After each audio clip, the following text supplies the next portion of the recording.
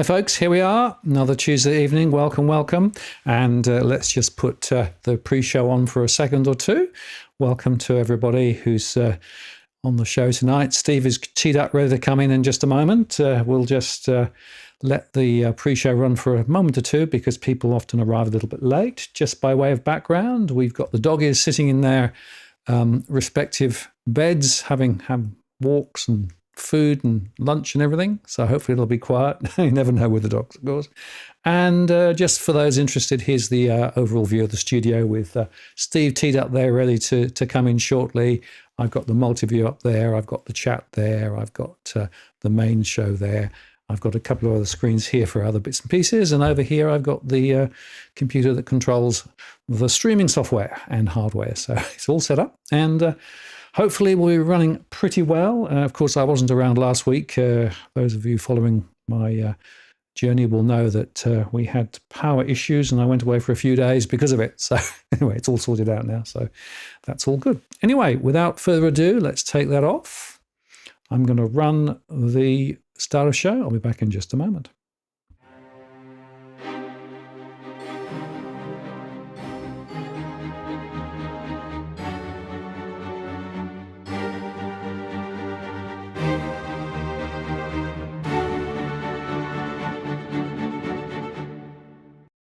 Well, good evening and welcome to this live stream on the 11th of June 2024. Martin North here from Digital Finance Analytics. Great to have you on this evening.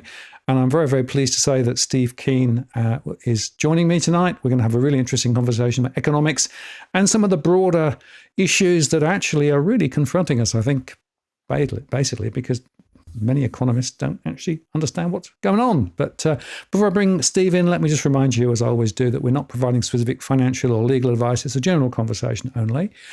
We do moderate chat, but feel free to throw your questions and comments in. We've got a few questions already, and we'll try and get to those as soon as we can.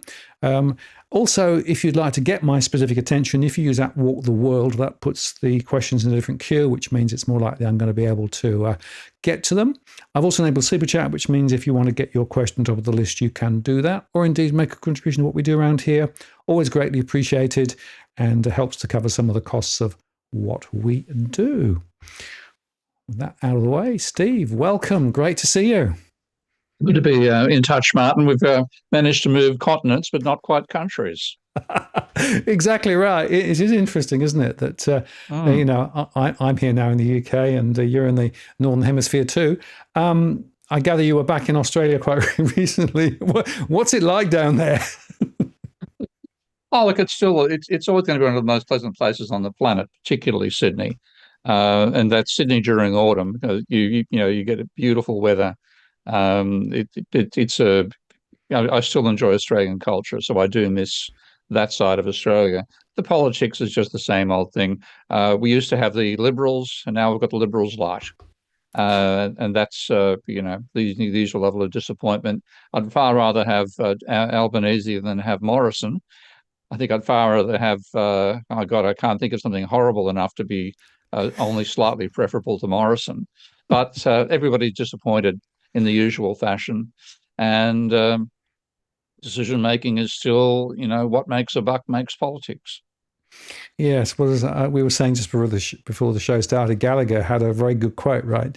The two sides of politics are two cheeks of the same bum. And in a way, that's the problem because there's very little difference between them, right? Very little difference. They've got their heads around their asses as well. Let's actually keep Galloway's line running there, because they basically, I mean, there's even a Labor Party ad that somebody sent to me today, the British Labor Party, saying there is no magic money tree. Well, Jesus, who said that before? We're getting quotes from Tory prime ministers as Labor Party slogans. So, there's not much hope they'll do anything of any significance until they're forced into it by circumstance. Excellent. Well, Leonie put this question in a little while ago, which is, where are you based now? And also, what's your long distance perspectives? Well, you've given us some of the long distance perspectives, but where are you based now? Amsterdam, just across the channel from you. If I get the train, it's a 4-hour journey that takes 3 hours in time zones. And if I fly, it's about 5 hours, courtesy of going through bloody security. But they still make the flights a damn sight cheaper than the bloody train. So I normally fly, which embarrasses me. but I'm stuck with it. So Amsterdam, and literally in terms of flight distance, it's 20 minutes away. Yeah, it is crazy, isn't it? Of course, the rail system in the UK is well, it's falling apart. Really, they haven't invested. So, well, they should privatise it so the private sector can make it work properly. well, they've tried that, didn't we? Yeah. And in fact, they're now sort of undoing some of that, and it's crazy. And then, of course, the investments have gone nowhere. But I'm always amazed. You whiz down through Europe on the fast trains, and then you go through the tunnel, and then you go back a generation or two, and you're on the Victorian railways. One of my fantasies is to bring back Maggie Thatcher and Ronald Reagan and place them one on a European train and the other on a UK train. Tell them the UK privatised and that the European did not, and then ask them which country they're in. I'm guaranteed they get it 100% wrong. They think the European trains are British private enterprise, and the European trains the European trains are. They think the European trains are British private enterprise, and the British trains, I think, they're European socialism. It's completely, it turned out the other way around. Absolutely. Well, you recently published a very, very insightful book called The New Economics, a Manifesto. And the thing about this book, which I think actually I regard as quite provocative, was so important. And what I really would like to do, Steve, is to explore a few of the stupidities that we've got in mainstream economics, right? Because we have people inside the Treasury, people in central banks, people academia, people in important positions all over the place, claiming they're economists, but also basically are living with a whole bunch of false assumptions about how economics works and how the economy works. And I would argue, don't know what you think, but I would argue that they are largely responsible for a lot of the mess that we've got at the moment, because the basic fundamentals are actually not the way they think they are. You'll be intrigued. I've just actually this morning signed my next book contract with the same publishers, Polity. And the title of that book, the working title, and pretty soon it'll be the final title as well, is How Economics Will Destroy Capitalism. And I'm being more provocative than I was even in the manifesto, because economists think they understand capitalism in the same way that Ptolemaic astronomers thought they understood the universe. And if they've got a paradigm which they know in intimate detail, which they can muscle enough to make it fit the data, and exactly this, well, actually not as well as the Ptolemaic astronomers fitted their Earth-centric model to the sun-centric system we actually live in, but it's basically the same contrast. And unlike astronomy, where generational change ultimately got rid of people who believed in Ptolemy's model, that doesn't happen in economics. So what you get is, I go through as a radical critic of the economics from literally my first year as an undergraduate back in 1971, and there's a whole bunch of people who joined me in that critique of neoclassical economics back at Sydney University in 73. And we go and we're fighting against the professors who are maintaining the old paradigm. You fast forward 50 years, and the successors of the professors are still pushing the same paradigm, even though it's been found there are so many anomalies between the theory's predictions and what actually happens in the real world, that if it was a decent science, it would have been rejected 100 years ago, not just 50. So we've got a false paradigm which is convincing. Anybody who falls for it and then thinks they've got the secret to life, the universe, and everything.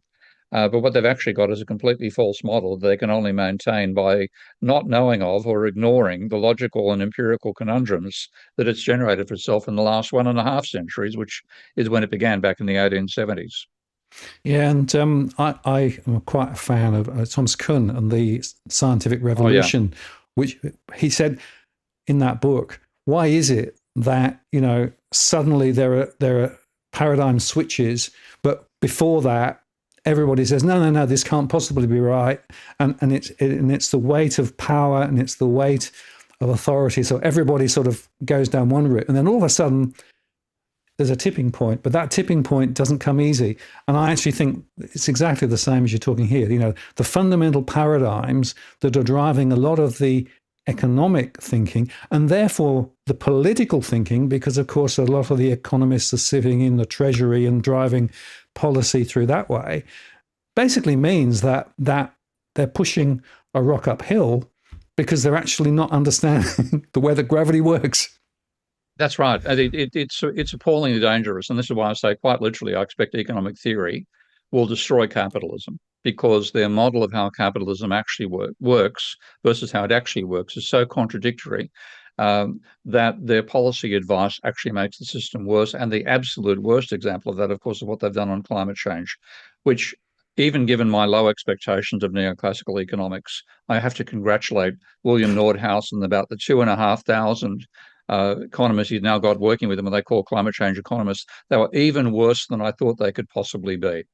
And for that reason, we have trivialized the dangers of climate change.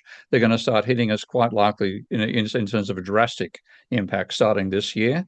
And certainly most people I know working in climate science think if we continue on the current trajectory, and that's an if in terms of policy terms, but if we do, there's no chance of civilization seeing out the century.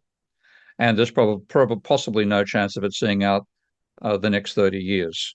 So that's how drastic climate scientists feel about the situation we're in. Economists reckon it's going to reduce the rate of economic growth by 0.1 or 0.3% per annum. And they are completely and absolutely wrong on the basis of ludicrously false assumptions, which any climate scientist could tell them they were false, but they simply published the stuff. They didn't get it refereed by climate scientists. And that's the brick wall to which neoclassical economics is now driving us at high speed. Well, I'm interested because I have the same view that it isn't just, the problem with capitalism, it's the problem with saving the planet. And actually, economists are responsible in no small mean amount for some of the stupidity and some of the destruction that we are seeing and we're going to see. And yet it's like they're looking the other way and everything's absolutely fine. Let's go through just two or three of those bigger false assumptions. And, we can start wherever you want. But the one, of course, I keep coming back to because I'm interested in the way that money works and the way that banks work. I mean, the whole fractional reserve stupidity is one of the most critical assumptions that they still run with, and yet is clearly nothing like reality. Yeah, I mean, this is the crazy thing. People who don't do a degree in economics or don't study it anyway think economists are experts on money because, hey, the economics is about money.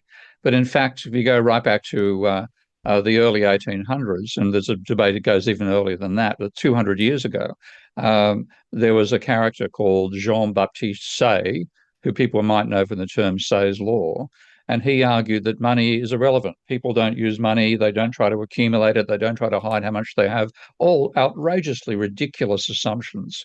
But that was embedded into the foundation of neoclassical economics. So they modeled the economy as if it's a barter system. And they leave out banks and debt and money from their macroeconomic models. And their models of money creation, which they have to have, are there just to justify not using money at all in their macroeconomic theory. And yet people who think economists should be experts of money are right, they should be. And they don't understand the monetary system, and therefore what they allow to happen on the private money creation side and what they prevent happening on the government money creation side is a large part of the cause of the dilemmas we're now in. Yeah, absolutely. And, the old Bank of England paper that came out a few years ago that said, actually, it's not the way you think it is. It's the other way around, right? Because actually you lend more. Lending creates effectively more money which goes into the system. It's not deposit led, it's actually lending led. And that means you can lend as much as you want, basically. With limits which are because the neoclassicals, as soon as they said, oh, but there are limits you're not taking account of, and those limits mean the government still controls the amount of money in the economy. So for those who haven't done an economics degree, the lesson that you'll get taught in an economics textbook about how money is created, first of all, thinks that governments create cash, which is true. Okay, but they then think that what happens is people get the cash and they go to the bank and they deposit the money in the bank, and the bank hangs on to 10% of the money they deposited and lends out the other 90%. And then that 90% gets deposited at another bank, which hangs on to 10% of that, which is 9%, lends out 81%, and on you go. So over time, $100 deposited that way will create $1,000, what they call the money multiplier.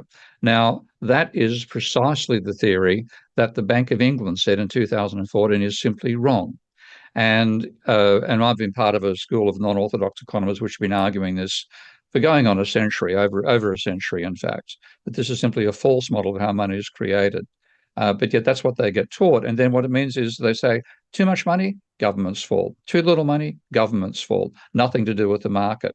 Now, in fact, when you look at how banks create money, as John Kenneth Galbraith once said, it should be more difficult. It's offensive that it's as simple as it turns out to being. But banks create money by entering. Maybe if you've got to have a member of the public, the private sector, who agrees to this, of course, but agree to taking on a loan, say a loan of $1 million to buy, I don't know, a house in Broken Hill, and they put $1 million in your bank account, and they put $1 million against you as the debt you now owe to them.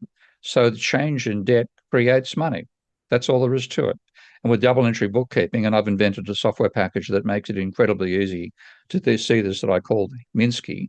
That's all that's involved. There's no role for reserves in the direct creation of money. There's no way that the reserves limit the amount of money that can be created. So the private sector creates large amounts of money by creating loans, and those loans should be going to productive uses, but in fact they normally fund Ponzi schemes, like for Australian housing market. So we have the government, and rather than saying this is a bad thing and we shouldn't let runaway credit drive house prices so that young people can no longer afford to buy them, rather than saying that, oh no, it's all equilibrium and nobody's problem, and it's all the supply side of things. They don't look where the demand comes from, and that's what's causing the problems. Too much private debt. Right. So there are two observations. The first is that the private banks basically start the flywheel, right? They then drive house prices higher, which means they can lend more, which means that they can actually lend more, which means that they can drive house prices higher. So that's the Ponzi scheme, right? But the critical point that you've made there, it stops investment in things that should be being invested in, right? And that's the fundamental problem. If you look at the amount of debt and lending from the banking system in Australia to small businesses 20, 30 years ago and now, it was 2/3, 1/3 probably. Now it's 1/3, 2/3. So what's happening is that more and more of this stuff that's being created is just going around the system to pump prices higher and higher to be able to make it more difficult for people to buy. Makes the balance sheets of the banks look great because they just inflate them, but it's non-productive. Absolutely. And that's the dilemma we have. It's a global thing. Of course, Australia is just one of the most egregious examples. But globally, the banking system, by being deregulated, and this is where Milton Friedman and Maggie Thatcher and Charles Ponsonby is an honest person versus the people today, incredibly correct. And you should actually look at a wonderful book called Ponzi's Scheme by Zuckoff, I think Zuckoff, and he explains Ponzi's personal history. He's actually is typical, like he's obviously narcissistic, because that's almost vital for the sort of things he did. But he cared about other people. And he actually, I'm not joking, literally gave the skin off his own back to save the life of a nurse. I can't see Donald Trump giving the skin off anything. Well, I don't want to go there, but there's an obvious joke, but I'll leave hanging. Which is another obvious joke. That's the only bit of skin. I heard a great joke, actually. You might appreciate this.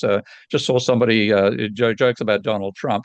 And once Donald Trump hops into a lift, and shortly before it shuts, a gorgeous woman walks inside and says to him, and shuts the door and says, "Donald, I'm so impressed with you. I so admire what you do. I want to give you a blowjob right now." And Donald says, "Okay, but what's in it for me?" Steve, yes. Cookie Boy says you should be the next RBA governor, right? Now, it's interesting. The RBA governor was actually in Parliament last week and talking about trying to defend the indefensible in many ways. Yeah.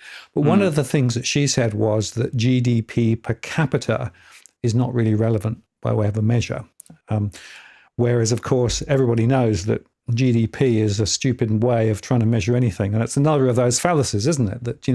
That, what does GDP actually tell us? It tells us about activity. The more activity, especially if you have more people coming in the country with higher migration, that'll lift GDP. But the share of the pie for individuals continues to go backwards, so down 0.4. What's your take on this whole GDP per capita and GDP fallacy, and why do central banks not seem to get it? Well, I mean, the GDP versus GDP per capita, that's a clear fallacy. What the GDP is saying is the country getting poorer, but that's okay. GDP is growing because there are more people in the country. That's ridiculous. GDP per capita is what people feel is down under Drover, as just said. So yes, you want to be raising living standards. You're not increasing living standards by reducing living standards, but that's what she's fundamentally arguing. And it shows the extent to which they get themselves caught up in knots. But the interesting thing, which as you know, I discuss in that book, is that when you look at the global level, the rate of change of GDP, they call it, that's called gross world product as opposed to GDP for domestic. The rate of change of gross world product is almost identical to the rate of change of energy usage. So what the GDP is actually a good measure at the extent to which we're exploiting energy that we find on the planet, which technically speaking, it's called free energy because nobody had to make it in the first place. It simply exists. We find it in fossil fuel deposits, or we find it in sun rays, and we then exploit that free energy to create products, which is the basis of capitalism. So when you look at the global level, GDP is a very good measure of how much energy we're using. But I saw somebody arguing on Twitter a couple of days ago, and it's quite true. A beautiful tree contributes nothing to GDP until you destroy it, and then it contributes to GDP. So what we're leaving out of GDP is the damage we're doing to the biosphere in which we live. And that was okay. You could do that 200 years ago. You could even do it 100 years ago. You could do it to some extent 50 years ago. You can't do it today because the increase in the load that humans are putting on the biosphere has gone beyond a critical level. And so if you're not acknowledging what our economic activity does to damage the sustainability of the biosphere, you're not being what an economist should be, which is aware of the entire circumstances of rather than treating the environment as an externality. If it's an externality, if that externality ceases to exist, then so do we. And that's the route we're unfortunately on, courtesy of economists.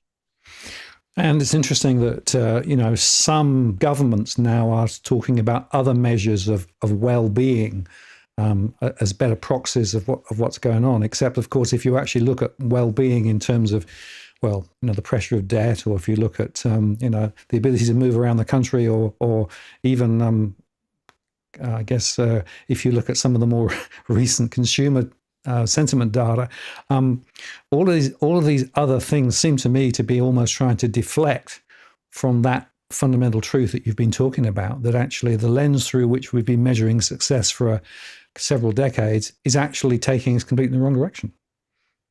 Yeah, I mean, I'm no great fan of alternative measures of GDP, et cetera, because they're leaving out the most important thing, and that's the rest of the planet. And I also don't think you can get a measure which would enable you to have a successful capitalist or any type of economic system on the planet where you made a profit if you included your environmental costs, because virtually by definition, the energy you waste in exploiting free energy that you then dump back into the biosphere will mean your total net output is negative. So there's a real dilemma from a physics point of view, in that if you tried to fully account for all the cost involved in production, you'd always get a loss. So it's something which I think it's a dilemma that applies whatever social system you're talking about, and to have I like the way that one of my great friends in this area, an atmospheric physicist, Tim Garrett, Tim puts it beautifully, and he says that what we first of all, we as humans, we are able to exploit deposits of free energy we find in the environment that other animals can't exploit. We use that extra energy to lift our levels above the average of all the other animals in the biosphere, and that's what enables us to maintain civilization.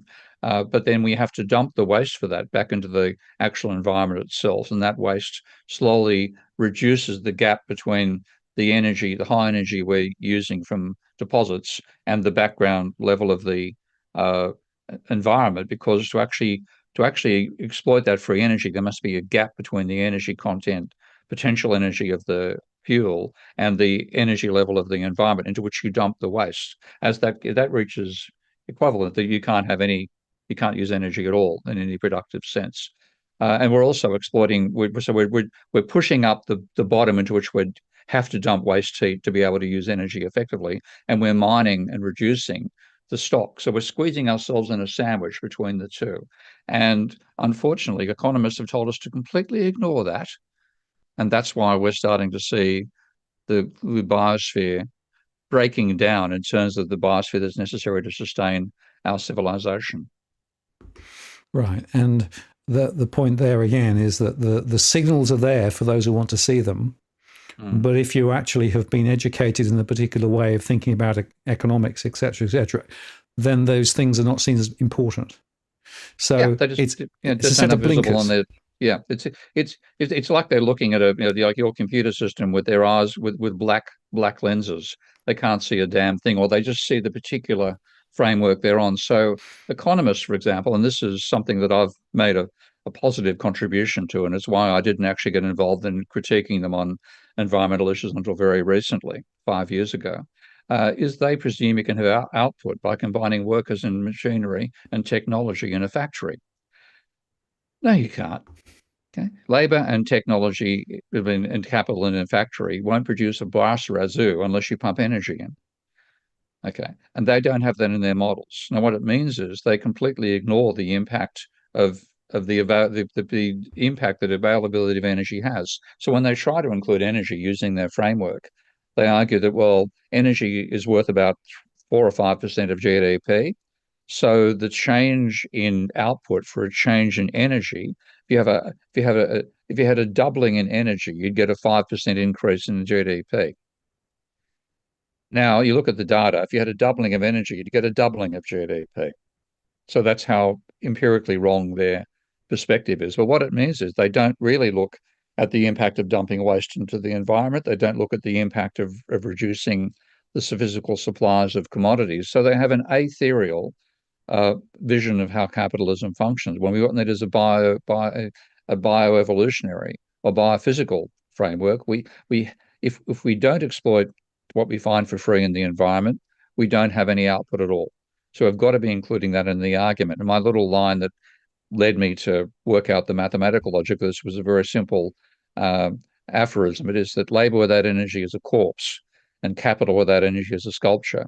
So you must have energy inputs to produce output, but they don't even look at that. So I saw one of my favorites was a German economist that I really dislike called Rudy Bachmann. He really dislikes me, so it's a mutual misadmiration society. But he wrote in a paper on what was going to happen to Germany with the energy crunch coming from not having access to Russian energy, which of course they found all sorts of ways around it. But he said that literally said a 10% a decrease in energy would cause a 0.4% fall in GDP. And he said, if you take the assumption that people that I come from, the post-Keynesian school, they argue that a 10% fall in energy would fall to 10% fall in GDP. And that's obviously wrong because that involves crazy results in terms of the marginal product of labor and capital, blah, blah, blah. In other words, it's saying this contradicts neoclassical assumptions. Therefore, it must be wrong. You look at the data, it's dead right. So therefore, the assumptions themselves are wrong. And it's just like, imagine you had a Ptolemaic astronomer advising Elon Musk on how to get to Mars. Okay. That's how useful economists are. I always think of the Hitchhiker's Guide to the Galaxy. Do you remember at one stage they actually went to a planet and there were things like hairdressers and, the Golgafrinchians. Yeah, exactly. But there weren't any economists on that planet. They should have. Oh no! In fact, I did find. I mean, we're both great fans of sci-fi and comedy, as you can tell. And there's a section where they're going to the planet of Magrathea, which of course is the planet that makes planets. And Ford Prefect was having a go at Zaphod for even wanting to do it. And he said, "Come on, Zaphod, that's nonsense. Magrathea is the sort of thing that parents tell their kids that they want them to grow up to be economists." So he does actually kick the bastards in the balls. So here's to Douglas Adams. Absolutely, yes, folks. If you've not read *The Hitchhiker's Guide to the Galaxy*, it's a laugh, but it's also quite telling in so many ways too. It's wonderful. Yeah, definitely one of the great works of literature. Absolutely. Now, Steve, I want to come back to debt just briefly. And just before I get into public debt, there was this question that came in a little while ago, which it's worth just thinking about briefly. The question for Steve: when a loan goes into default, is then money destroyed? Yeah, it's a complicated chain in that particular case. But if you the one thing I've invented is a software package called Minsky, which is designed to answer double entry bookkeeping question, which is what this amounts to. So if you have somebody who's been given a loan and then they're not able to service that loan, first of all, they're transferred to a underperforming loan, then a bad performing loan. So the bank have a range of different classes of assets, and they'll shift it from performing loans, non-performing loans, and then in default. Now, when they may say you're in default, they have to acknowledge that the asset that they have for themselves with the value of the loan, let's say it's $1 million, and you can't repay it, they've got to write that $1 million off. That means a negative on the asset side. The only way you can balance that in accounting terms, they have a negative on the bank equity side. And therefore that destroys money by destroying the equity of the banking sector. So when I put my overall framework together, people normally say like money is the sum of deposits plus cash. Deposits of bank accounts plus cash. I say it's money is the sum of bank deposits plus the value of bank short-term equity plus cash. And therefore, when that particular hit hits the money supply by reducing the equity of the banking sector, and what they'll often do as a result of that, they've got to raise more long-term equity. So what they'll do is either issue bonds, which go down as long-term, and therefore enable them to boost the asset side and boost the equity by selling those bonds.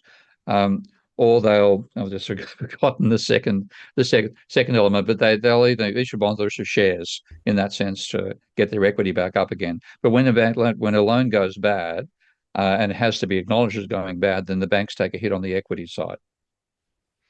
Absolutely. And of course, at the moment, if you look at the situation in Australia, the absolute default rates on mortgages is rising, but it's rising from quite a low level.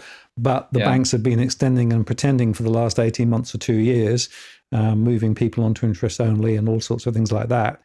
I think the tide's going out now because the interest rates are going to be higher for longer, despite Canada and a few other countries dropping rates a little. Australia can't do that. And my own suspicion is that it's going to be quite a significant negative impact on the banks. But of course, financial stability rules all, doesn't it? And that's one of the other factors that's in all of this. Every time you listen to these central bankers talking, they're talking about, well, financial stability is all. So, how can financial stability be the ultimate pinnacle of outcome? Well, it's big. I mean, this is the crazy thing. Economists who think banks don't matter in macroeconomics are in charge of the macroeconomy, and that means they're making decisions about money while thinking money doesn't matter at the same time, which is crazy. But that's why we've got a false paradigm dominating the economics discipline. So they believe that they can control the rate of inflation by controlling the rate of interest. Then they're not. I've been distracted by people. Jerry there with the Magrathea. Yes. Yeah, that's perfect. They believe they can control the rate of inflation by controlling the rate of interest, but they don't even look at what's happening in terms of what that does to the asset backing of banks, because the banks have got large amounts of bonds on their portfolios. If you have long dated bonds, then putting up interest rates reduces the value of the bonds, and that's actually challenging the financial viability of banks in the very first instance. But there's also I've been distracted by music outside in the heart of Amsterdam, and you get music suddenly starts coming in, and you don't know where it's coming from. The the damage that they do to financial sustainability can be seen by the 2008 financial crisis, which they did not see coming. The mainstream, if you look at the advice from mainstream economists, they thought 2008 was going to be a fabulous year. And they were telling politicians to go out there and take the credit for the great economic performance in 2008. Now, this is one of the reasons the Bank of England produced that paper, because what happened, you had a bunch of Tory politicians standing up saying how great 2008 is going to be, and then RBS falls over and you have the BNP crisis and it's all a total disaster. They gave the Bank of England staff one hell of a dressing down. And that's what actually enabled the group that I know inside the bank, who are mainstream economist to publish that paper in 2014.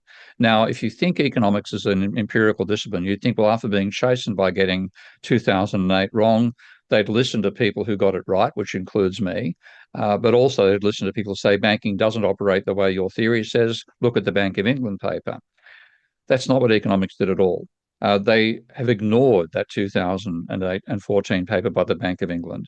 And my two favourite instances, though they've got many, but my favourite one actually is giving the Nobel Prize, which is not a Nobel Prize, by the way, to Ben Bernanke in 2022 for his work on money. Now, in what they call the scientific document for the Nobel Prize in 2022 to Ben Bernanke, they do not even cite that 2014 Bank of England paper. They don't cite the 2017 one from the Bundesbank. They ignore other central banks. I think the Bank of New Zealand or the Bank of Norway also came out with similar statements that banks create money by loans. Now, they want to stick with a model where banks are what they call intermediaries who pass money on from savers to borrowers. And what that means is, and this is why they leave it out of their macroeconomics, if that were the real world, then when somebody extends a loan, their spending power would go down, but the person they gave the loan to, their spending power goes up.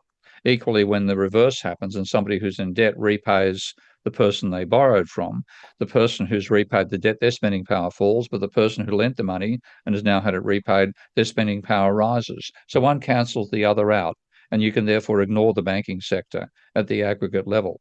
But in the real world, the one they should be attempting to model, banks create money by creating debt.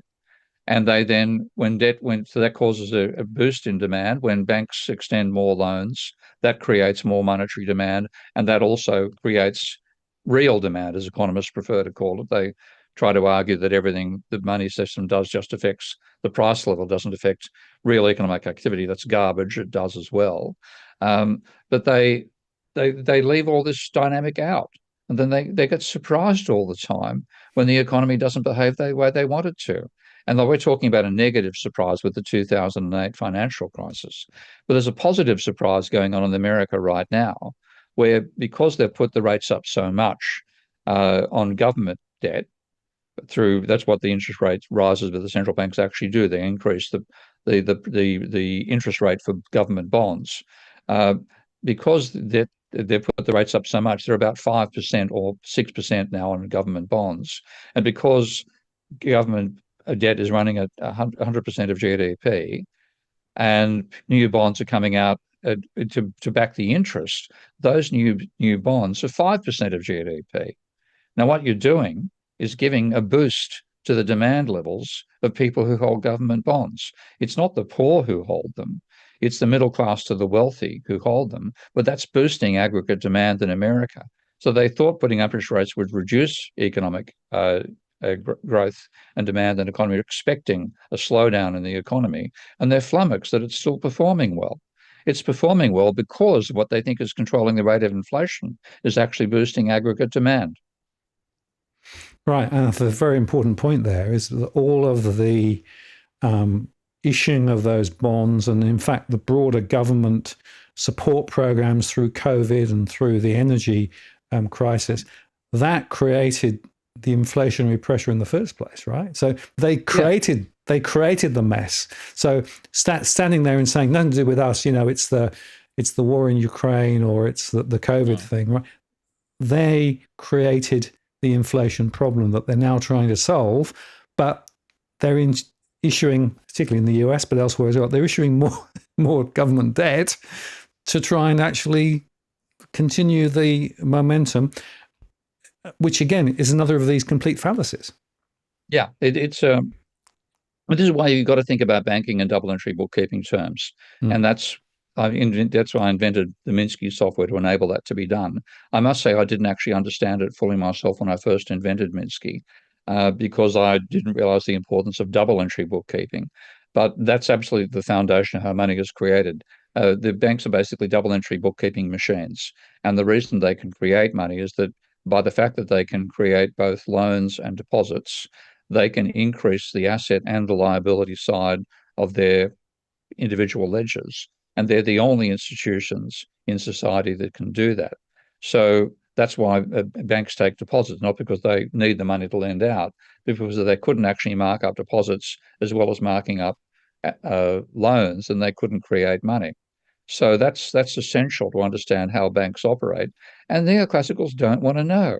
And this is what I mean. I just realized this recently. I had a conversation with he ended up being a rather nice bloke, George Selgin, who's a economist with the Cato Institute, that is a quite rabid free market lobby group in America, and he wrote an argument defending the argument that banks are simply intermediaries who enable savers to lend to borrowers and vice versa to repay, and actually don't create debt. He went through and very carefully, and I applauded him for this, omitted all the possible ruses to make that look like banks are operating as intermediaries, and said banks do create money. They put a sum into your loan account. Let's say they call it credit dollars per year, and they put credit dollars per year into deposit accounts, and that creates money. But he then tried to argue they were constrained by interbank lending.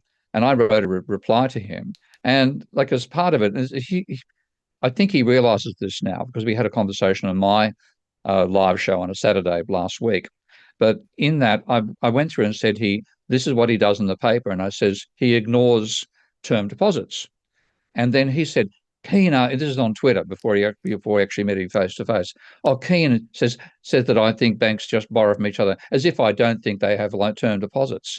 But you look down further and said, this is a decent simplifying assumption, which I will also make, to leave out a confusing issue.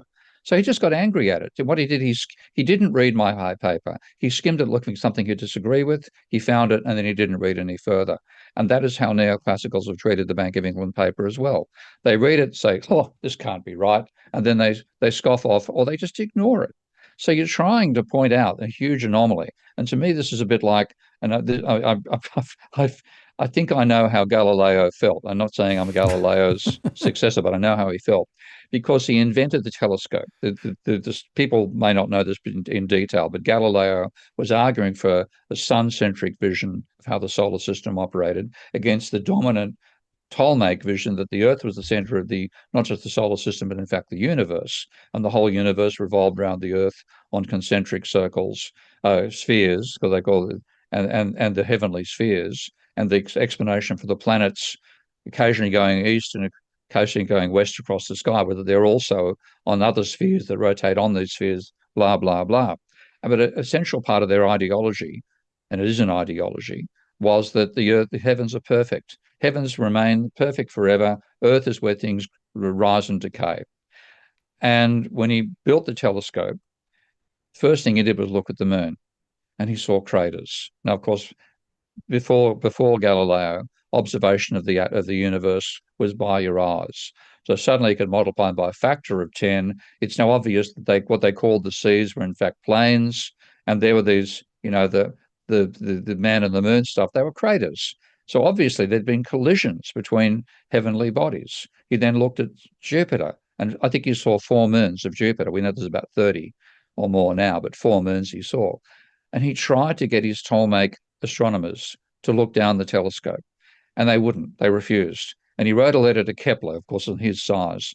They had a sort of conflictual relationship. It was an ego clash in many ways, but they finally became close friends. And he wrote to him at one stage and said, what are we to say, my dear Kepler, about these learned men of the local university who were I can't pronounce it properly, but with the attitude of a snake that's already eaten a meal. They refused to look down the telescope. And they refused to look at something which would empirically contradict their paradigm. And that is exactly the same state that neoclassical economics is in now, especially about money, but virtually everything else. They simply do not want to look at stuff which contradicts their belief system. And that's why I call them, they're far more a religion than they are a science. I was just going to say exactly that, Steve, that it is actually a religious set of beliefs, right? Mm. Religion in the sort of the sense that it determines how you see the worldview. And so the worldview that they have is determined by the training that they've had and the assumptions that they've made and the fact that they've talked to other people who all think the same. So I think central bankers through the Bank for International Settlements all talk to each other. So they're all drinking the same Kool-Aid, but anything that is beyond their ken, they just simply ignore.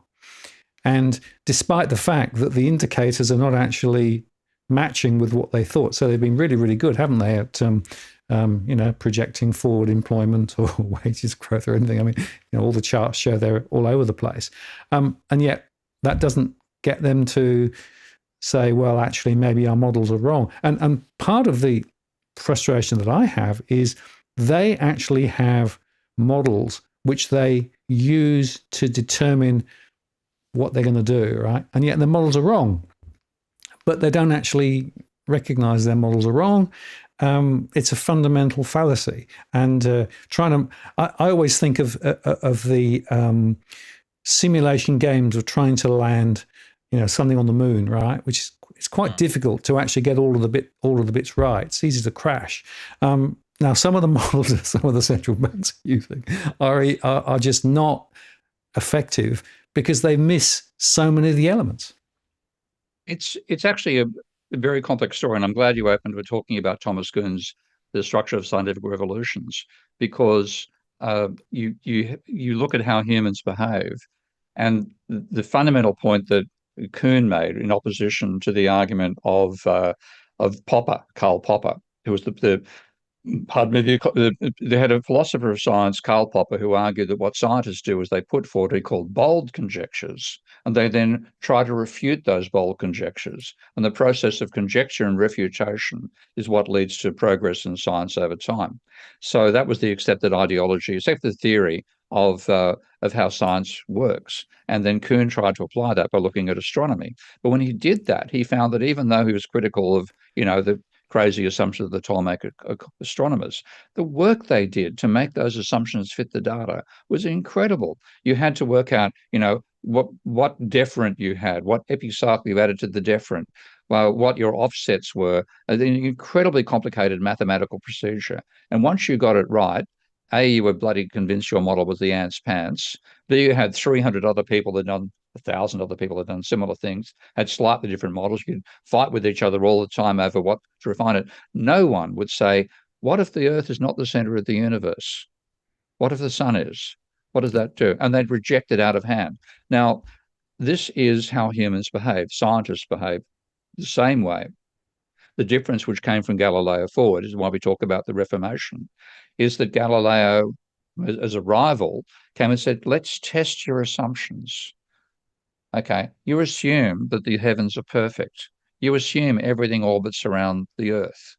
Let's take a look at those. Oh, what are those bumps on the moon? Where do they come from? What are those moons doing orbiting Jupiter rather than orbiting the Earth? How can you put that inside your paradigm? Now, the thing is, he could never convince the Ptolemaic astronomers to change their mind. That's the lament he wrote to Kepler. And more recently, Max Planck, who's the person who gave us quantum mechanics. Max Planck tried to solve what's called the the black body radiation problem. And he found that the only way he could make the data model fit the observations was if you presumed energy came in small packets he called quanta. Otherwise, you could not get a successful fit to the actual empirical data. And he tried to convince, he was stunned by the result. Everybody thought energy was continuous back in those days. But he accepted the mathematical result, and he tried to persuade his fellow Maxwellian physicists that was the case. And he said, I did not convince a single one. And that's why he wrote the line, effectively, history advances one funeral at a time.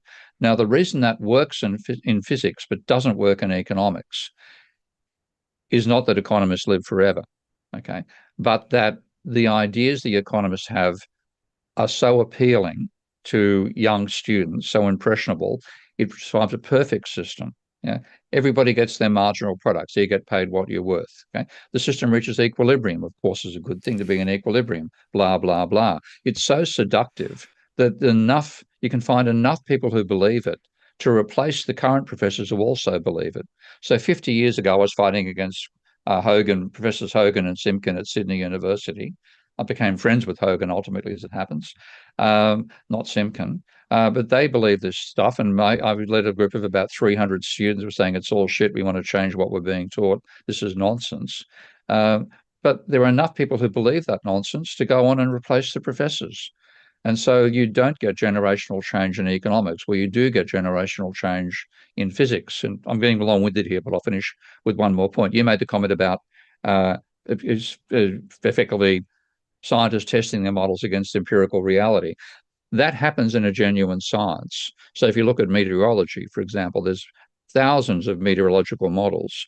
They have their own testing system to look at an array of models and then say which ones are fitting the data better. And they have model ensemble techniques that they use to make overall forecasts, because they regard one model being more biased in one way, a multitude of models will be closer, and they're testing them all the time. Economists don't do that. Okay, they produce a model which fits a particular set of biases. They'll look at the 1DS, what they call dynamic stochastic general equilibrium models. They'll compare one to the other and so on. They will not compare those DSGE models to any alternative paradigm. And so what you get is lock into that particular paradigmatic way of thinking. And the empirical failures are huge. So the leading DSGE model came out in 2007, and it was celebrated. We've got the ultimate model. We're going to predict everything. Did it predict the financial crisis? Of course not. Exactly. And in fact, Rebecca asked a little while ago, why do we think the reason why they keep using their models, even though they never work?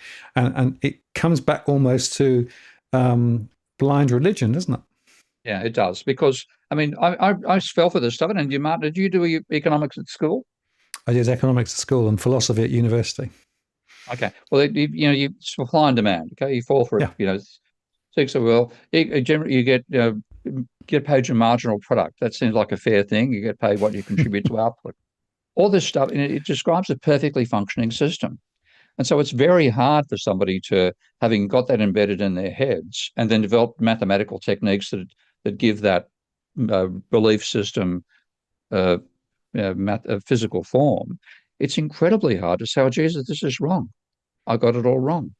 And what happens is that a minority do that. They become people like me, who become critics of the mainstream. But enough of them continue doing this in their own community, and they continue reinforcing it. And so I think the only analogy to explain why economics behave that way is the religious one. You're never going to get anybody in the Vatican agreeing that Muslims have found the body of Jesus Christ. And therefore they want to know. Okay, you find a corpse from 2,000 years ago that's got the halo bit and all this stuff and the holes down the side, and his mum was Mary. You're not going to even look. And so that's what the classic example, again, coming back to that Bank of England paper, you would think that economists would take that seriously. They can ignore people like me because I'm a radical, outside the mainstream. Ignore the Bank of England when the Bank of England had to approve that paper being published, not even cited in the prize for Bernanke when you're giving a prize for his theories of money. This is what they do. They do not look down the telescope. Absolutely. I remember I chatted with Michael Hudson a couple of years ago. Oh, yeah. And we were talking there about just this point that, in fact, the basis of academia is part of the problem, right? It is. Because it's a self-perpetuation of a particular way of thinking about economics. And actually, anybody who doesn't actually swim with the tide, as it were, gets swept away simply because that thought world is so strong and so powerful and so influential that it actually stops people exploring beyond it. It does. Like, that's why people like me end up at university like Kingston, for example, which is a pretty low rating English university, whereas the people who believe this stuff end up at Cambridge and Oxford. And so if you want to find realistic economics, you've got to go to the minority universities. Whereas with physics in general, because physics over 500 years has built up that experimental test of theoretical propositions. I'm not saying there aren't problems with physics at various times, like string theory looks like it's got itself well and truly into a logical whole. Okay, I think generally well and truly knotted.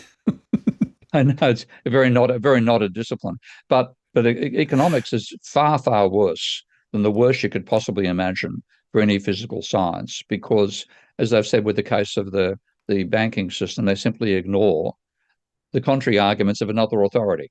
Okay, you can ignore the outsiders, non-authorities like me, but you ignore the Bank of England and the Bundesbank. What the hell are you doing? Okay, but that's what they will do. And one of my favorite examples, I don't go into a great deal in the manifesto. I do it more in the manuscript of the next book, which I'm putting up on my Patreon and Substack pages serialized before it comes out with the publishers, hopefully at the end of this year, is looking at the theory of supply. And so the theory of supply says that you have a rising supply curve because the cost of what they call the marginal cost of production rises as you increase the level of output. Now, there have been about at least 40 empirical studies over time, and every last one has found that's wrong. And the most recent one was by Alan Blinder, who was a vice chairman of the Federal Reserve, so a very high-ranking neoclassical economist. He went and asked 200 major American corporations what their cost structures were. 89% of them said they were not what you teach in the textbooks. Now, it just occurred to me a few years ago that he actually writes a textbook. I wonder if he cites his own research in his own textbook. The answer is no. Don't do as I do as I say, right? Yeah, do as I believe. And so the neoclassical, and people think, they think the radicals are the ones who are criticizing and pulling down the edifice. We're in the same situation as chemists who are trying to prove that there is no such thing as phlogiston back in the 19th century. But these people still believe in phlogiston, and you can't convince them. They just, and this is what I found this exchange with Selgin was quite informative, because and other, like I've sent other economists, neoclassical economists, my work on climate change, and you look at what I've shown, it's really the most appallingly bad statistical practices you could ever imagine. And they then said back to me, I wrote to one and said, "Have you read my?" And he said on Twitter where he supported Nordhaus on climate change, and then I wrote to him and said, "Look, David, you're a good bloke. I don't want you to see down and flame with these bastards. Have a look at how bad their work is." So I sent him a copy of my paper. And then he wrote another tweet on Twitter and I said, "Have you read my paper?" He said, "Yes, I have." And I said, "No, you fucking haven't. You've skimmed it."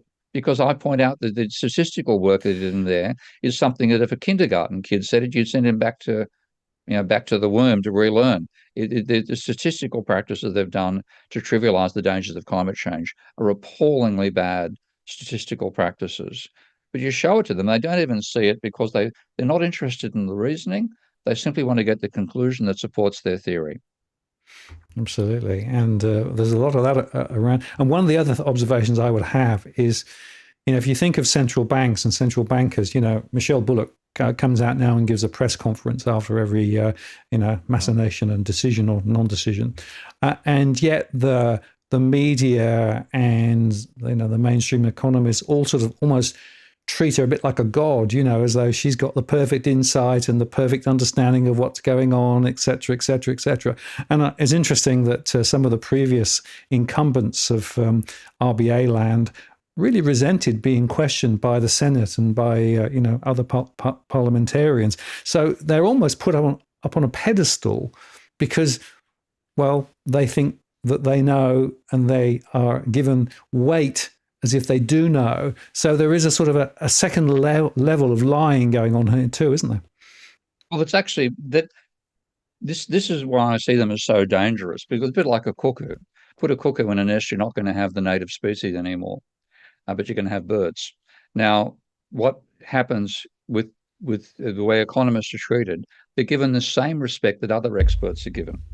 And if I was, if there'd been a collapse of a bridge somewhere, then I'd want a qualified civil engineer to come and explain why the bridge collapsed, and I'd listen to their advice. If I wanted a decent built bridge, I'm not going to do it without civil engineers to do the planning and the structure of the whole thing.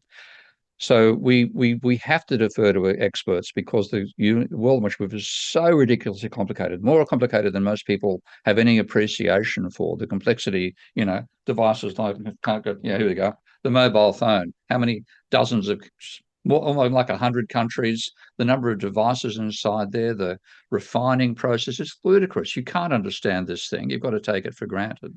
But if you want to ask any questions about it, you're going to ask an expert engineer about how it was done. So we have to defer to experts.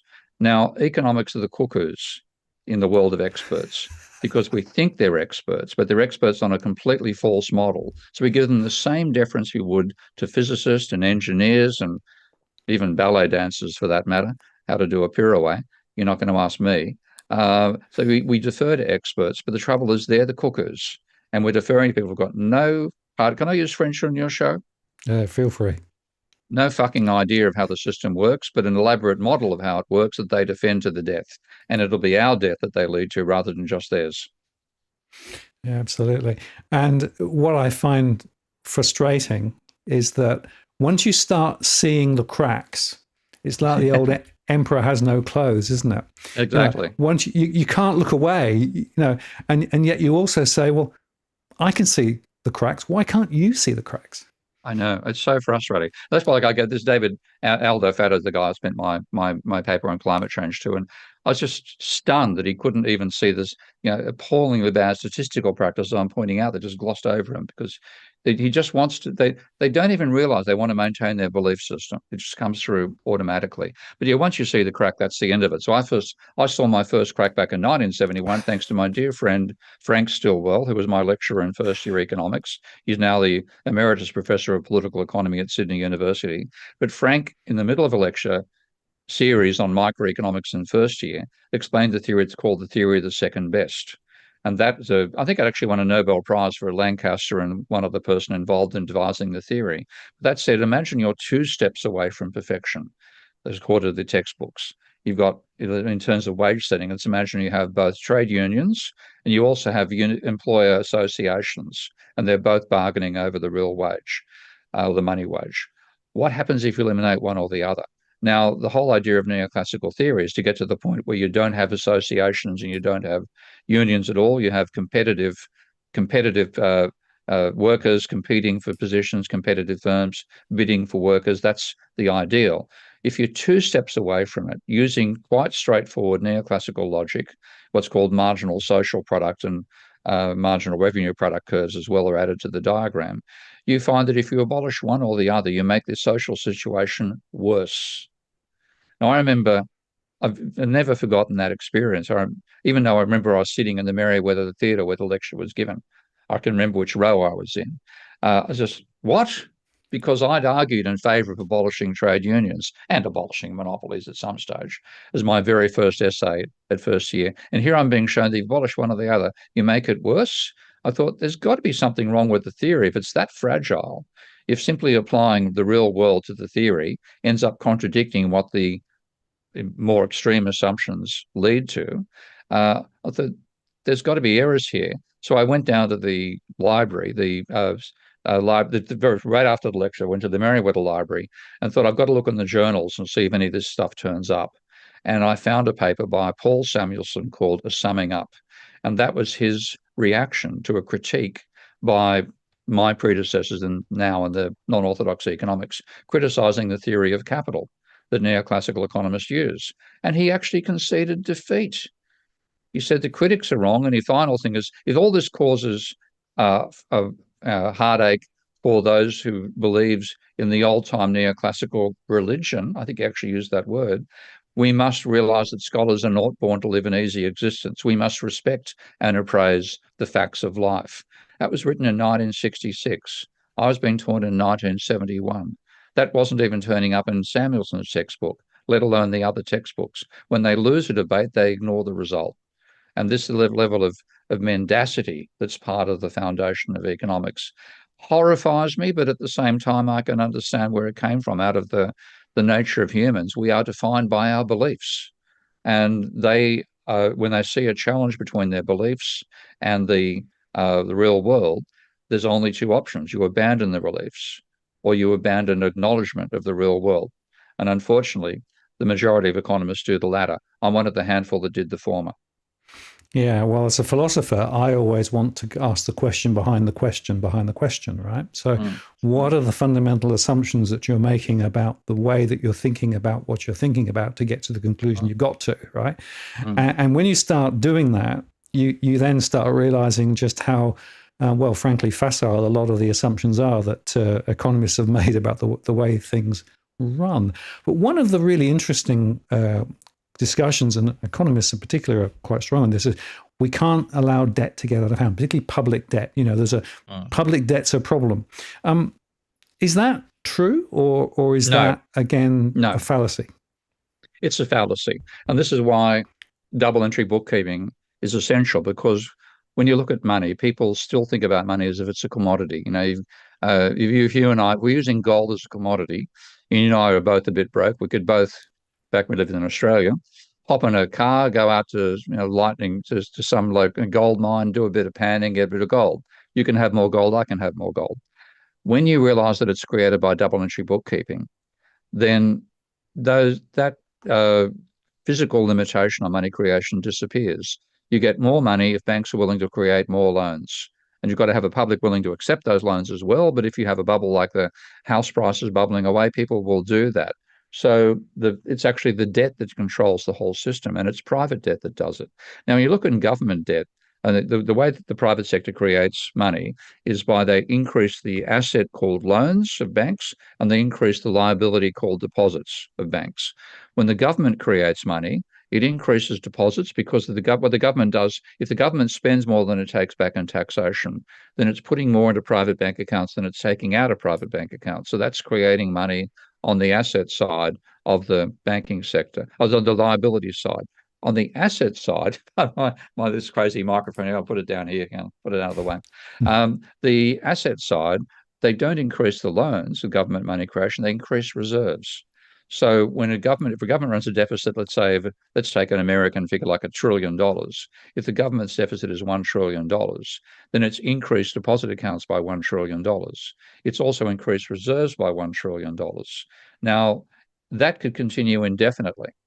The only negative effect of that would be that the way the reserves are actually increased is by a transfer at the central bank from an account the Treasury has, which is called various things, but things like Consolidated Revenue Funds, CRF, is the term that I think is used in the UK and America. So the Treasury transfers money out of its Consolidated Revenue Fund into reserves, and that's then what creates the money at the banking sector. Now, if that kept on happening, so the government was always spending more than it gets back in taxation, which it should do, it has to do that, create fiat money, then eventually that CRF account will go negative. So governments have said, well, we don't allow our Treasury to have an overdraft account at the central bank. It must have at least a non-negative balance. So we therefore require you to sell bonds. And that's what we call government debt, selling of bonds, not going to a bank and saying, please, sir, can I have some money? It's saying, I'm going to offer this certificate, which I'm going to value at $1,000 and I'm going to pay 5% interest on it. And I'm going to sell that. Now, when you sell it, it's sold in auctions, which are normally run by the central bank in most countries, I believe. I'm not sure. But the Treasury bonds are sold at an auction by the central bank, where the only people who can bid are those people who've got accounts at the central bank. Now, they then buy those bonds with what is equivalent of our bank accounts. You and I have a bank account at a private bank. The banks have accounts at the central bank. Those accounts, which we call them reserves at the banking level, where they're an asset of the private bank. At the central bank, they're a liability of the central bank, and they function just like you and I for deposit accounts. So the way those bonds are purchased is they use the funds in their reserve accounts. So the money that's the funds, it's not money because you can't spend reserve whatever you like. Money you can buy whatever you like. You can go buy a joint with the money. You cannot go and buy a joint with reserves. Okay, so they're very restricted. You can only buy bonds with them. So what normally has happened, and certainly for the last 30 years until they started bumping up rates, when the bonds are offered for sale, you have reserves which used to be non-income earning assets, which you couldn't trade. And so the government says, oh, we want to sell you bonds, which are income earning assets that you can trade. Would you like to buy them? The answer is yes, please. So the funds that are used to buy the bonds are created by the Treasury itself. And therefore, there's in no sense can you call that borrowing as it is for you and me. So it's a mistake to call that. What the level of outstanding government debt is not quite accurately. There's a bit of a slip in the double entry as well, which I'm happy to explain later. But the level of government debt is fundamentally the definition of the amount of money that's been created by the government. And if you want to get to zero government debt, then you have zero government money in existence. Now, that ends up being a world in which there's only private money, and that's pretty much what we had in the 19th century. And if people want to go back and take a look at the 19th century, there was a financial crisis like the one we've just been through every 10 to 15 years. And so even though there are problems and issues about how the monetary system is run at the moment, largely because it's dominated by neoclassical economists, imposing crazy rules on the system. But that system was far more stable than this system, was far more stable than what happened in the 19th century. So the desire to reduce government debt is a desire to eliminate fiat money from a mixed fiat credit system, and that will cause the same instabilities we got back in the 19th century. And again, if you listen to politicians, they keep going on about, oh, you've got to keep the debt down. There's an election in the UK at the moment, and both sides are working within a very constrained environment because they're worried about blowing out the debt later. And so they're prioritizing more on defense and less on, socials. So politicians are making decisions, but again, inside this false assumption that's been created about, is debt good, is debt bad, driven by those same economists. It is. This is why we've done disastrous things like, for example, almost eliminate the NASA program. If we hadn't had this obsession on keeping government debt down, we'd have moon bases by now. We'd not even have a Mars base. Instead, we're relying upon the private sector maybe to get there 60 years later. We would have far better health, far better education. So all this stuff has meant the underinvesting in education, infrastructure, health and services and so on, in the belief we've got to keep government debt down. What that has done is just reduce the future we're giving to our children. We sort of say we can't give all this debt to our kids. You're supposed to be giving schools and health systems to your kids, thanks very much. But you're not doing it. And what it means is there's going to be less government bonds outstanding. Well, that's going to be really helpful. It is just a completely wrong-headed vision, but you cannot get them to relent on it. And it's so frustrating to see that and just see that we're setting ourselves up for catastrophe in the future over something which is not an issue, but it's all due to economists not understanding how money is created. Right. And just to underscore that, a lot of economists sit inside the Treasury. The Treasury then is shaped by that economic thinking. That then actually determines what is acceptable and not acceptable in terms of budget papers and Treasury papers. And when politicians then go and talk to the Treasury, that guess what? They get the same. So that indoctrination percolates through. So wherever you look in the political sphere, it's again linked directly back to those fallacies that we've been exploring. It is. And that's, they don't realize they're doing harm. This is actually most economists that I know quite a large number, are fairly altruistic. Yes. They actually think they're making the system better. People think, they're saying it because they're paid to. No, it's even worse. They're saying it because they believe it. And I'll actually take a quote out of one of my favorite movies, Don't Look Up, the recent analogy for global warming. Yes. And at one stage when, I've forgotten the name of the female star that Jennifer Lawrence plays, but she's hanging out with a bunch of social retards, but social rejects, and they're talking about what they think is being done by the powers that be. And she finally says, "Hey guys, the truth is way more depressing. They're not smart enough to be as evil as you give them credit for." So the trouble is, these aren't evil people. They're not being paid to do what they do. They sincerely believe it, and that's why they're leading it to catastrophe. Absolutely. Yeah. Unfortunately, that is often the way. It's not actually a big grand conspiracy theory. It's just human stupidity because they don't actually think outside the box a little bit. That's right. Steve, there are a couple of questions that came in, which I might be interested just to get your take on, and I might have a dog barking in a second. So let me just throw this one at you. What's your take on Bitcoin in terms of new money? Is it relevant? Is it not relevant?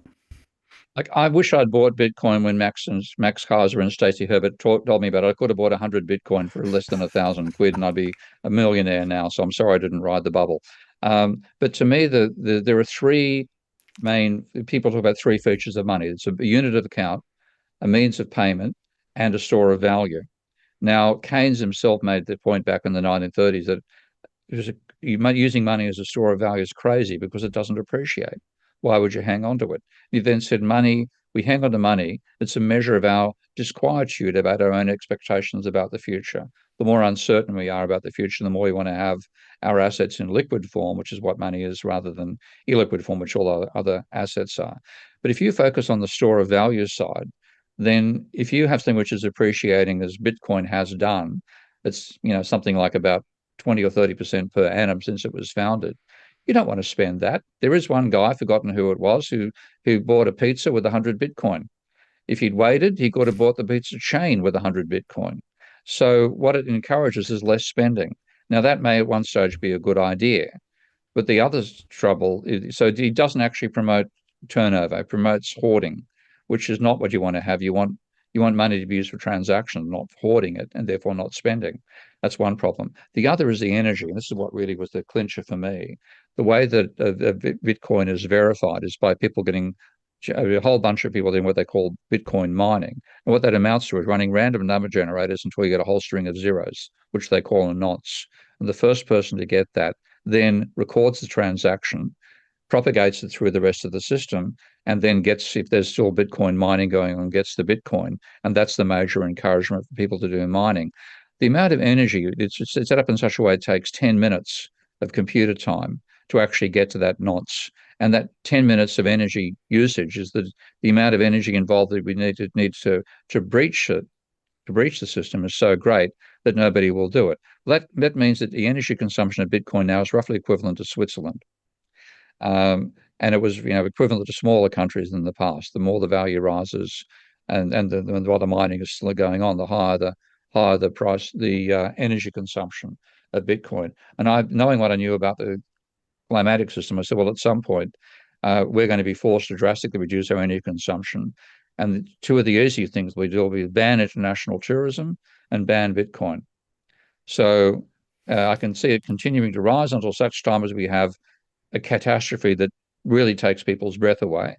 And then with that impact, okay, what's the easiest way you can reduce energy consumption now? Ban Bitcoin.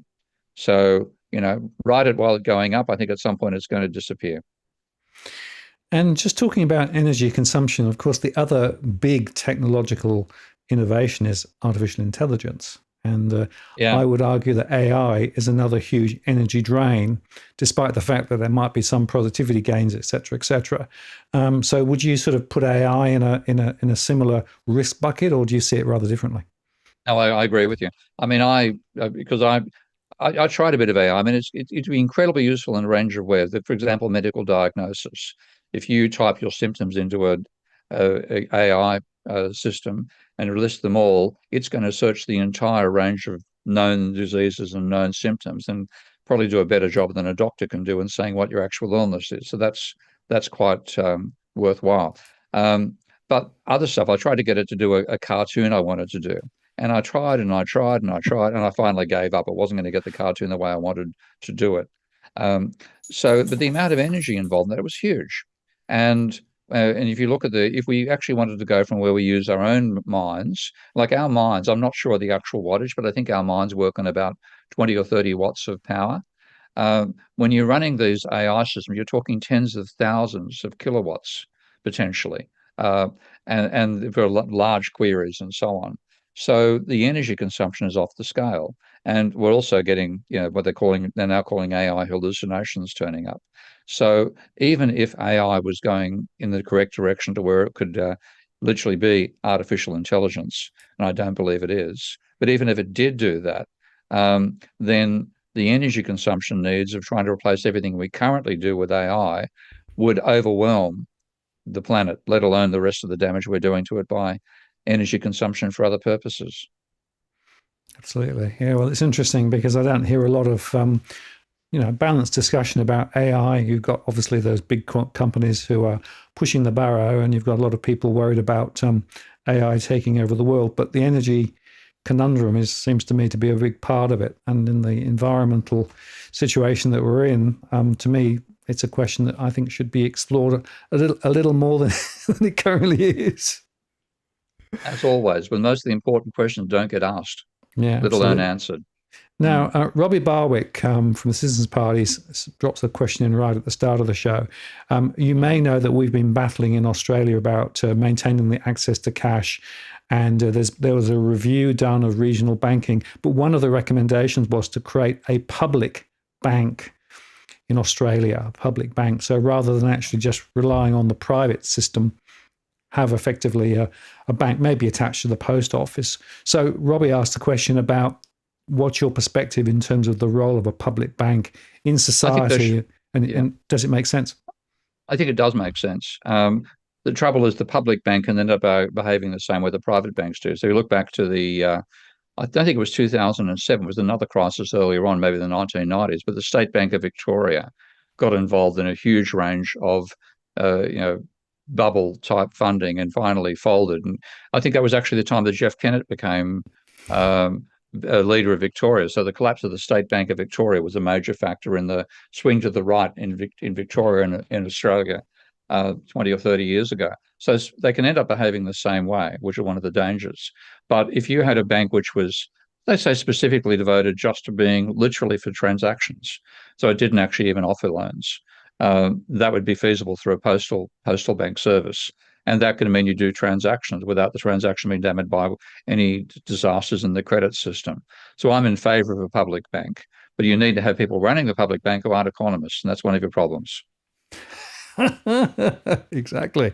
Yes, it has to be thought differently about, right? If it's going to be successful. And, you know, we certainly have been pushing very hard the idea that cash, maintaining the use of cash in the system is really, really important. And the last thing you want to do is to go digital to the point where you've got no control, because basically the retail banks, you know everything about your transactions and can turn the system off. And of course, we've seen recently, banks systems going down, or the energy system going down, and suddenly people can't transact. So maintaining cash is important, and particularly in regional areas as well, maintaining basic banking services. So it looks as though that is going to be something which is going to be explored as a result of the Senate inquiry, which is perhaps quite exciting and interesting.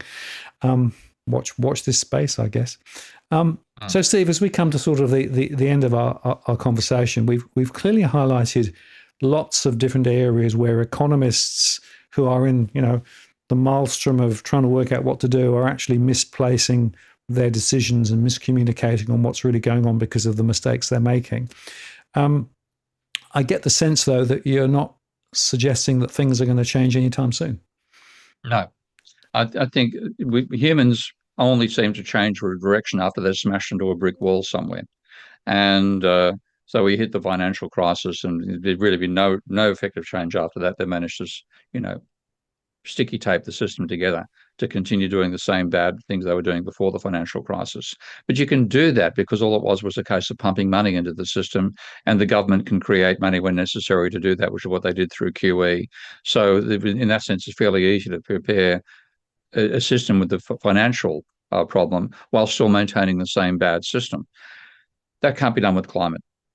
If we realise we've been completely conned by economists about the climate, and we have been, and we suddenly find that the physical system that we live in are being destroyed by the climate, then there's no simple salve to that. We are stuck, and that's, I think, what we're approaching.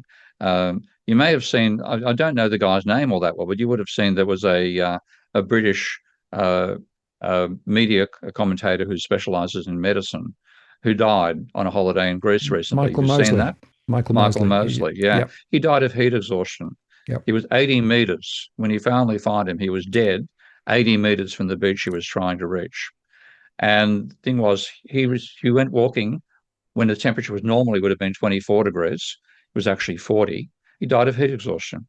Now, he's an extremely healthy, extremely fit person, advises on health, and died going for a walk in a 40-degree temperature. And I hope that's a bit of a wake-up call for people in the Daily Mail who are actually admitting he died of heat exhaustion, because the Daily Mail has been a strong climate change denier for quite some time. So we're starting to see things that happen, think, hang on, that doesn't matter. That doesn't make sense if climate's not a problem. Now, once you have something catastrophic where 10 million people die of heat exhaustion, or an entire wheat crop gets wiped out by climatic damage, or we have hurricanes and tornadoes destroying houses and productive facilities in America, it's too late. So the only way to get out of it is to drastically reduce energy consumption, to ration, to behave like we're in a world war, which we are, but it's a world war against the damage we're doing to the climate. So we're not going to change direction. And economists are going to give us the worst possible advice until that point, and they should simply be thrown out. I mean, I'm in favour of universal basic income for one major reason. That's to pay the economist to go and do something less damaging. And that is a shocking thought, isn't it? That actually economists are not neutral, right? Economists are not, sitting there in the back room and effectively just worrying about numbers and things. What they are doing is messing with society, messing with government policy, messing with the planet. And yet they don't seem particularly aware that that's what they're doing. In their own model, they can't see that. It doesn't turn up in their own model. Like I'll finish with William Nordhaus's 1991 paper, which I still you had to think of the two most ridiculous economic papers I've ever read. One would be William Nordhaus's "To Slow or Not to Slow" about the global warming. Another, Richard Toll, the economic impact of climate change. Now, no, the water wouldn't have done him any good. Okay, you will die in 6 hours in those sort of temperatures, even if you're extremely healthy and fit. That particular instance may be different, but in general, people are going to die of heat exhaustion, and no amount of water is going to save them. In fact, in what's it called, the Ministry for the Future, it's a fictional book that I didn't particularly like, but everybody who's dead bar one person was in a lake at the in the end of that particular book. I've got distracted by the comment. I'm sorry. Okay, they've got to come back and say it's not in their perspective. They don't even see these things in their own framework. So they believe they're doing good because in their framework, what they're doing works. But this is why having a false paradigm is so dangerous, because you're doing it in a planet that doesn't exist. And that's the danger. So back to Nordhaus. He argued that climate change would only reduce global GDP by 0.25% compared to what it would have been in the total absence of climate change at 3 degrees of warming. And part of that, he said, the reason for that conclusion was he assumed that 87% of the American economy would be unaffected by climate change because it takes place in what he called carefully controlled environments that are not really exposed to the climate. Now, he even included mining in that list. No joke, mining. And then somebody must have pointed out to him, oh, William, there's open cut mining. That's exposed to the weather, isn't it? So his next paper came out and said rather than 87%, it's 85%. And he specified underground mining is unaffected. Now, that really means it just shows he believes a roof will protect you from climate change.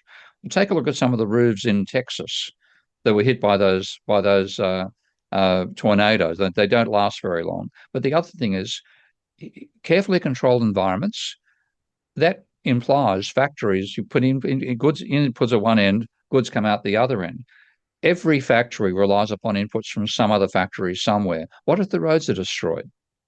Okay. So what he's doing is mistaking the map for the territory. And because his little formula says GDP equals a function of labor and capital, close brackets, everything happens inside the brackets, and that's a carefully controlled environment.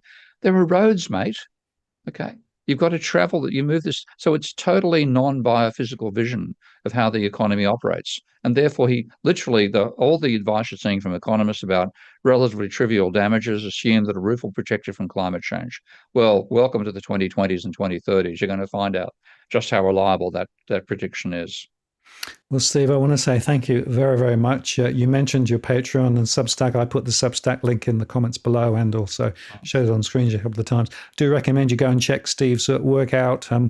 Always insightful and enjoyable to discuss, Steve, with you. Thank you very much for your time today. And I want to say to all the economists, just look up, right? That's exactly the analogy. Absolutely. Thank you very much, Steve. I'm going to take you offline and I'll close the show. And we must catch up again sometime soon. I have to do it, definitely. I'll hang around a bit of a chat about that in a moment. Yeah, great. Close the show down. Okay. All right. Yep. Okay. I'm going to take you off and I'll just close the show. There you go, folks. I hope you enjoyed that. Very, very important conversation from Steve and so much to explore there. Just to say that next week I'll have Leith Van Onselen on and we're going to talk a little bit more about the economics, the immediate, and of course he's an economist. Shh, don't tell anybody. Anyway, look forward to that. And just before I go, the dogs, yep, they're sound asleep. They did bark a couple of times, but hopefully that was pretty good. And thank you very much to the super chats for all the comments and questions. We didn't get to them all, but we got through. That was good. And I look forward to seeing you next week. And also check out our recorded shows in the meantime. This is Martin North from Digital Finance Analytics, signing off. See you later. Bye.